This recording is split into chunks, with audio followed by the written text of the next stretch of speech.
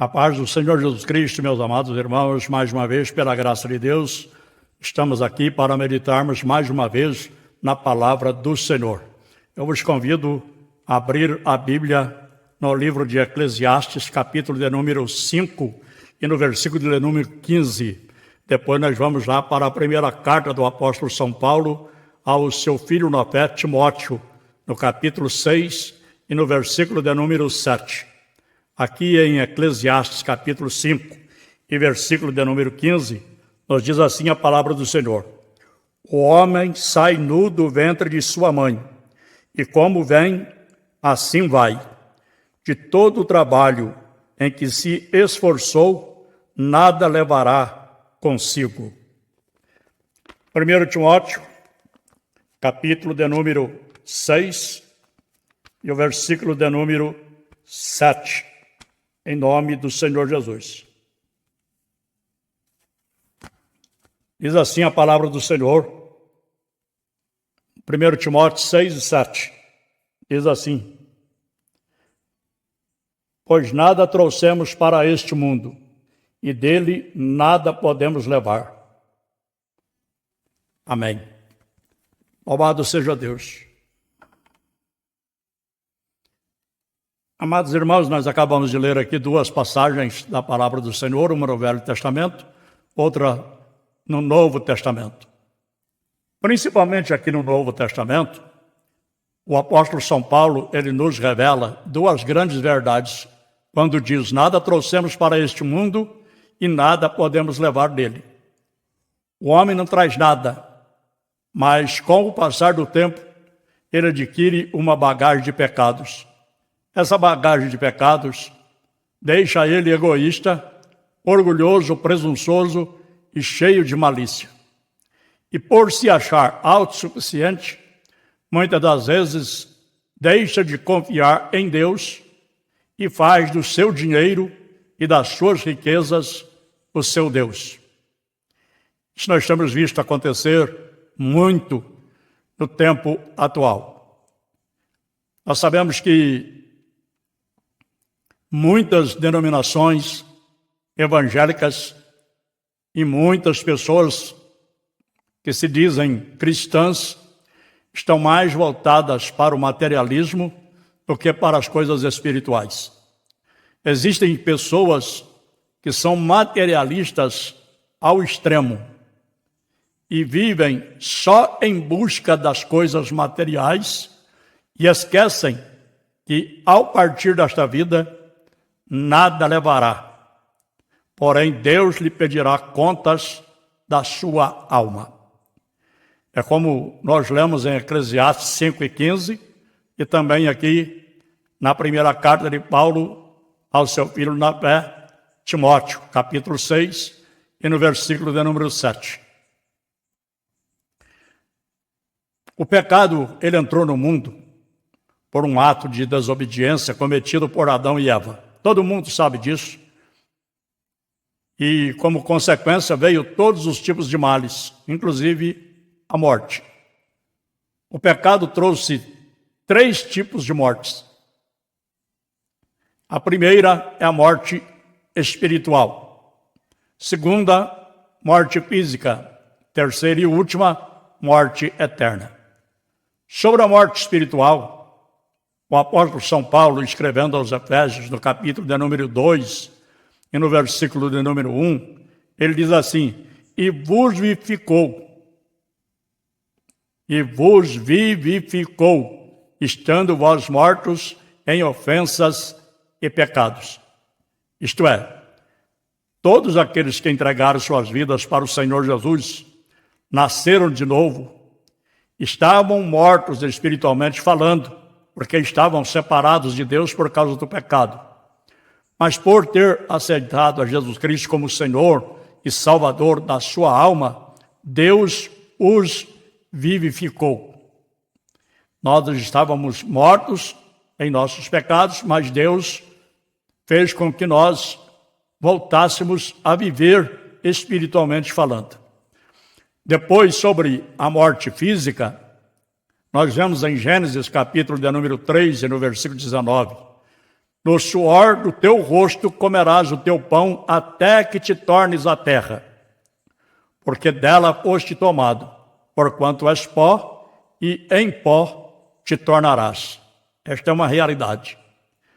E sobre a morte eterna, nós lemos em Apocalipse capítulo 21, e no versículo 8, o seguinte: mas quanto aos tímidos, e aos incrédulos, e aos abomináveis, e aos homicidas, e aos fornicários, e aos feiticeiros, e aos idólatras, e a todos os mentirosos, a sua parte será no lago que arde com fogo e enxofre, o que é a segunda morte. Esta segunda morte, que é a morte eterna, é uma separação eterna de Deus. Todos aqueles que morrem em seus delitos e pecados, sem arrepender dos seus pecados e sem entregar suas vidas para o Senhor Jesus, acabam morrendo espiritualmente e tendo uma morte eterna, ou seja, uma separação eterna de Deus. Será lançado no lago do fogo, no Geena, e ficará eternamente separado de Deus. Então, esta última morte, que é a morte eterna, é a pior. A morte física não é tanto, porque morrer fisicamente, tanto salvos como perdidos, morrem. Mas existe uma diferença no destino do salvo e do perdido. O salvo, quando morre, a sua alma e o seu espírito vão para o paraíso.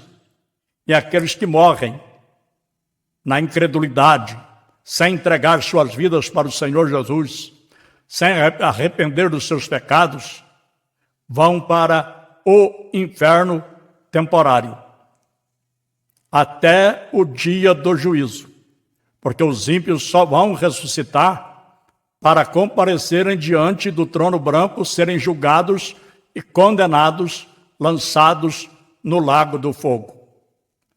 A morte, por exemplo, física, ela vem para todos. A morte é uma realidade incontestável. Nenhum de nós podemos negar que, ou mais cedo ou mais tarde, devemos de morrer. A morte vem para o rico e para o pobre, para o sábio e para o ignorante, para o branco e para o negro, para o que mora no palácio e para o que mora em barraca, para o que mora em uma mansão e para aquele que mora em casa de barro coberta de palha. Ela não respeita ninguém. Ela não respeita quem é feio ou quem é bonito. Ela virá para o ateu e para o crente.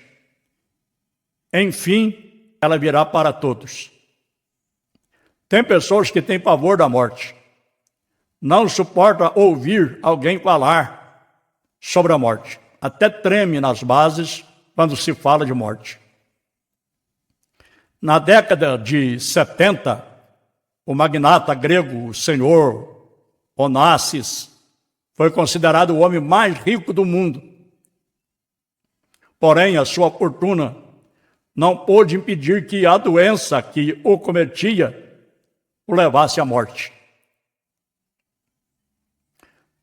Nos relata a história que ele contratou os melhores médicos da Grécia e chegou a dizer: eu dou metade da minha fortuna pela minha saúde.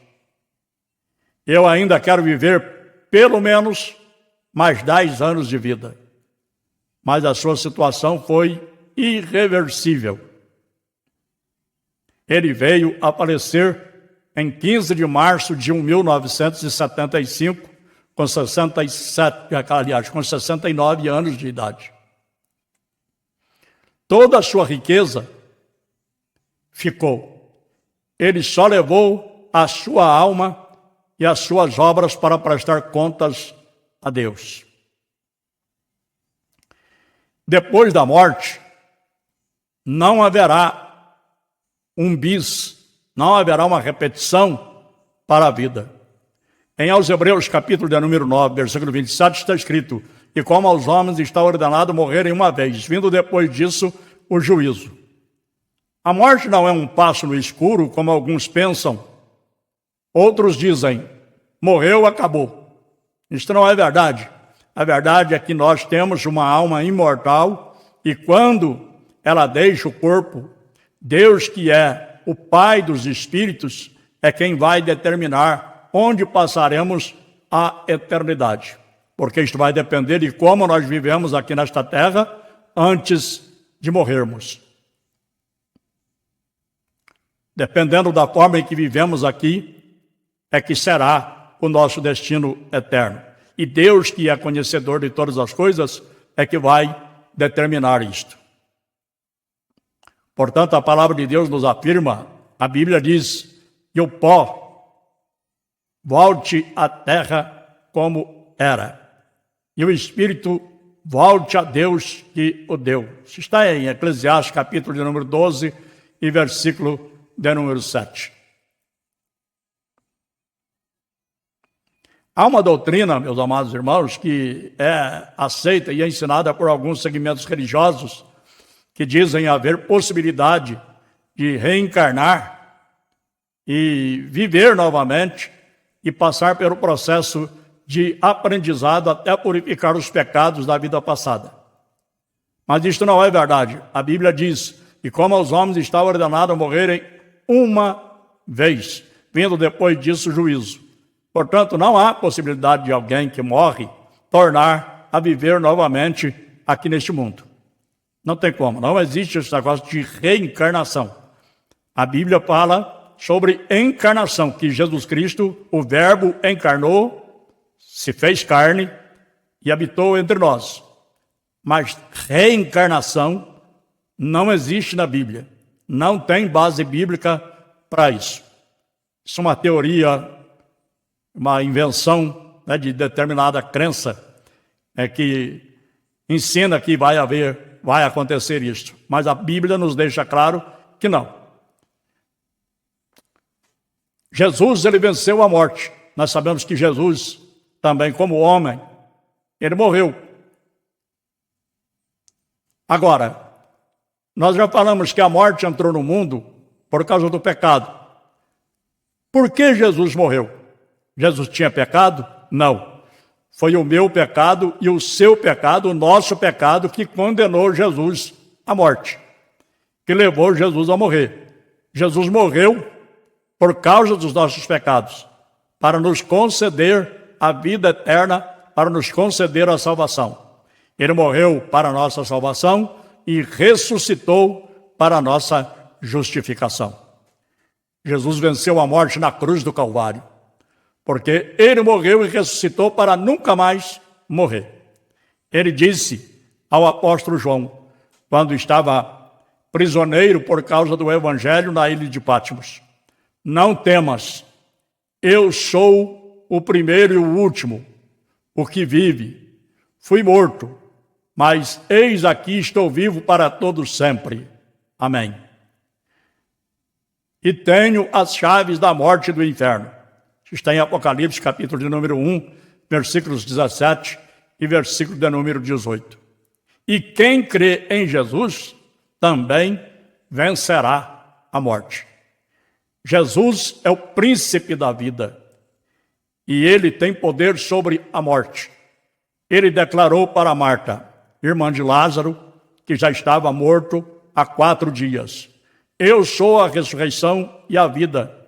Quem crê em mim, ainda que esteja morto, viverá. E todo aquele que vive e crê em mim nunca morrerá. Crês tu isto? João capítulo 11, versículos 25 e 26. São palavras de Jesus para Marta e uma pergunta, uma interrogação de Jesus também para Marta. A morte, irmãos, ela será derrotada pela igreja na volta de Jesus. Por quê? Há muitos fiéis que não provarão a morte.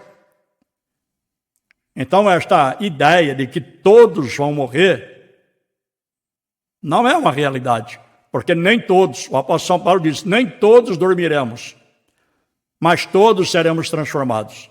Então, quando Jesus voltar, por exemplo, se ele voltar agora, os salvos que estão vivos, eles não vão morrer. Eles vão receber uma transformação no seu corpo. Esse corpo corruptível se transformará num corpo incorruptível. Este corpo que é mortal, ele se transformará num corpo imortal. Então, todos aqueles que estão vivos e preparados para o arrebatamento, se Jesus voltar agora, eles receberão um corpo totalmente transformado, um corpo incorruptível, semelhante ao corpo de Jesus, que Jesus tem hoje, depois que ele ressuscitou. Jesus ressuscitou com um corpo incorruptível.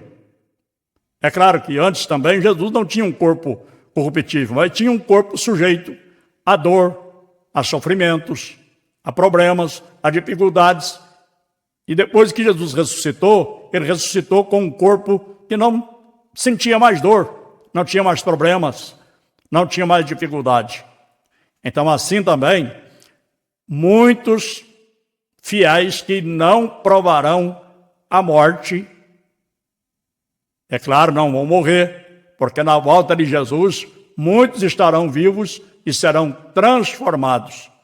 Paulo, escrevendo à igreja que estava em Corinto, ele diz, eis aqui vos digo um mistério. É o que eu já disse. Nem todos dormiremos, mas todos seremos transformados no momento, no abrir e fechar de olhos ante a trombeta, porque a trombeta soará e os mortos ressuscitarão incorruptíveis e nós seremos transformados. Então, se Jesus voltar agora, todos aqueles que estão preparados para o arrebatamento, pessoas que entregaram suas vidas para Jesus e estão vivendo na obediência da palavra do Senhor nosso Deus, o apóstolo São Paulo deixa bem claro que nós vamos receber um corpo glorioso. Este corpo abatido vai ser desfeito e nós receberemos um corpo glorioso. Então, quando Jesus Cristo vier para arrebatar a sua igreja vai vencer a morte. Porque aqueles que morreram em Cristo, os que já morreram, eles vão ressuscitar. E também vão ressuscitar incorruptíveis, com um corpo incorruptível. Um corpo imortal. Vão ressuscitar com um corpo celestial, semelhante ao de Jesus. Primeiramente, os que morreram em Cristo vão ressuscitar quando Jesus vier arrebatar a igreja. E os que estiverem vivos serão também transformados logo em seguida e subirão juntamente com os que morreram em Cristo ao encontro de Jesus Cristo nos ares. Então eles vão vencer a morte. Assim como Jesus venceu a morte, também a sua igreja vencerá a morte. O apóstolo São Paulo continua dizendo o seguinte, porque convém que isto que é corruptível se revista da incorruptibilidade, que isto que é mortal se revista da imortalidade. E quando isto que é corruptível se revestir da incorruptibilidade, e isto que é mortal se revestir da imortalidade, então cumprir-se-á a palavra que está escrita, tragada foi a morte na vitória. Onde está, ó morte, o teu aguilhão? Onde está, ó inferno, a tua vitória? Ora, o aguilhão da morte é o pecado, e a força do pecado é a lei, mas graças a Deus que nos dá vitória por nosso Senhor Jesus Cristo. Primeira carta de Paulo aos Coríntios, capítulo 15, versículo 51, até o versículo de número 57. Mas é importante lembrarmos do que eu disse no princípio.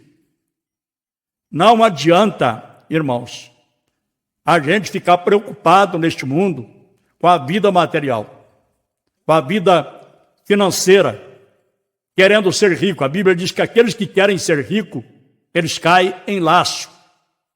Isso está em 1 Timóteo, no capítulo de número 6, a partir do versículo de número 7. Até gostaria de ler aqui, acho que a minha Bíblia deve estar aberta aqui, em 1 Timóteo, se você puder abrir aí a sua Bíblia, você abra no capítulo de número 6, capítulo 6, e versículo de número... O 7 nós já lemos, então vamos ler a partir do versículo de número 8. Diz assim a palavra do Senhor: por isso, tendo o que comer e o que vestir-nos, estejamos com isso contentes. Os que querem ficar ricos, versículo 9, os que querem ficar ricos caem em tentação, em armadilhas e em muitos desejos descontrolados e nocivos que levam os homens a mergulharem na ruína e na destruição. Pois o amor ao dinheiro é a raiz de todos os males. Algumas pessoas, por cobiçarem o dinheiro, desviaram-se da fé e se atormentaram com muitas dores e com muitos sofrimentos. Aí ele diz aqui ao seu filho, a quem ele está escrevendo a carta, que é Timóteo, que estava pastoreando a igreja de Éfeso. Ele diz assim: você, porém, homem de Deus, falando para Timóteo, você, porém, homem de Deus, mas serve para mim e serve para você também, que é servo de Deus. É a mesma coisa que o apóstolo São Paulo estivesse falando para mim e estivesse falando para você, ou falando comigo e falando com você. Você, porém, homem de Deus, fuja de tudo isso e busque a justiça, a piedade, a fé, o amor, a perseverança e a mansidão. Combata o bom combate da fé. Tome posse da vida eterna, para a qual você foi chamado e fez a boa confissão na presença de muitas testemunhas, diante de Deus, que a tudo dá vida, e de Cristo Jesus, que diante de Pôncio Pilatos fez boa confissão. Eu recomendo. Então aqui está aqui. A palavra de Deus é muito clara. Nós vemos, irmãos, que Jesus disse que nós não devemos nos preocupar com nada. Ele disse que nós não devemos ficar ociosos por nada. Lá em Mateus capítulo 6, a partir do versículo de número 25, se não me falha a memória, está escrito que nós não devemos ficar preocupados com nada nesse mundo aqui. Ele diz que é para nós olharmos para os lírios do campo, olharmos para as aves dos céus. Os lírios do campo não plantam, não colhem, os passarinhos não plantam, e, no entanto, não lhes falta o que comer. Assim como Deus cuida da erva do campo, e veste a erva do campo constantemente, seca a folha, nasce outra folha, seca uma flor, nasce outra flor, os passarinhos alimentam sem plantar nada, Deus cuida deles, eles estão vivendo, os insetos, os répteis, todas as aves. Aí Jesus acrescenta e diz: se Deus cuida das aves, e se Deus cuida do lírio do campo, que de manhã está verde e à tarde está seco, e cuida das aves que, aos mesmos instantes que está com vida, pode perder a vida, Ele não vai cuidar de vós, homens de pouca fé. Então nós não devemos ficar preocupados, Deus cuida de nós, Deus está cuidando de nós. Tem pessoas que às vezes têm muitos bens, mas não têm felicidade. Outros não têm nada, mas é feliz, é contente, vive alegre, vive feliz, vive satisfeito. Não deve. E tem pessoas que às vezes têm muito dinheiro, mas por confiar no dinheiro, acaba fazendo uma dívida alta que eu conheci um fazendeiro que começou a fazer muita dívida confiando que a sua lavoura de café ia produzir muitos frutos. De repente veio uma chuva muito forte, uma tempestade, uma chuva de pedra, e destruiu a lavoura. Naquele ano, nenhum fazendeiro conseguiu ter uma colheita de café satisfatória. E ele fez muita dívida confiando que a sua lavoura ia produzir muito. Como ela não produziu, ele ficou sem saber como ele ia pagar a dívida. Sabe o que ele fez? Ele amarrou uma corda numa árvore, enfiou o seu pescoço, suicidou-se. Muito conhecido. Pessoal bastante conhecido e de família bastante rica. Ele acabou se suicidando. Agora veja bem. Nas duas passagens que nós lemos, diz que o homem, o que ele consegue aqui neste mundo, quando ele partir para a eternidade, ele não leva nada. Também, na carta de Paulo a Timóteo, no capítulo 6, no versículo 7, diz que nada nós trouxemos para este mundo e nada nós vamos levar também. Aí Paulo acrescenta e diz, tendo, porém, o que comer, o que vestir, estejamos com isso contentes. Lá em aos Hebreus, capítulo de número 13, versículo de número 3 até o 5, diz assim, seja o vosso costume sem avareza, contentando-vos com o que tendes, porque ele vos disse, não te deixarei, nem te desampararei. A gente precisa confiar, irmãos, não é na nossa força, não é no nosso braço, não é no nosso dinheiro. Nós temos que confiar em Deus, porque Deus cuida de nós. É como diz o salmista no Salmo 23, o Senhor é o meu pastor, nada me falta. Nada me falta. Ele disse, eu sou pobre, eu sou necessitado, mas o Senhor cuida de mim. Então vamos ficar contentes, vamos ficar felizes, confiando no Senhor, porque Ele cuida de nós. E para terminar, o cristão verdadeiro não tem medo da morte. Ele diz, como diz o apóstolo Paulo, porque para mim o viver é Cristo e o morrer é ganho. Filipenses 1:21. Porque o salário do pecado é a morte, mas o dom gratuito de Deus é a vida eterna por Cristo Jesus, nosso Senhor.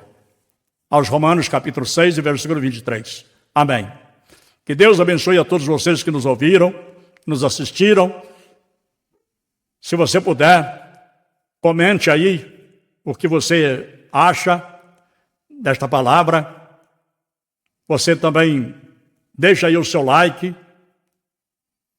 ativa o sininho da notificação, para quando nós colocarmos uma nova mensagem aqui, você receber uma notificação aí no seu aparelho celular. Tá bom? Deus abençoe a todos, fiquem na paz do Senhor Jesus e até na próxima oportunidade, se Deus quiser. Amém.